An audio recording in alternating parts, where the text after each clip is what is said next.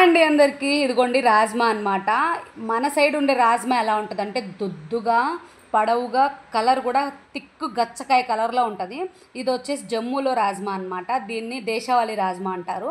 వాళ్ళు ఓన్గా ఇంట్లోనే పండించుకుంటారనమాట. విత్తనాలు తెచ్చుకొని నాటుకొని ఒక పందిరేసి దానికి కాసిన ఈ కాయల్ని సపరేట్ చేసుకొని ఎండబెట్టుకొని వాటిని 1 ఇయర్ పాటు స్టోర్ చేసుకుంటారు.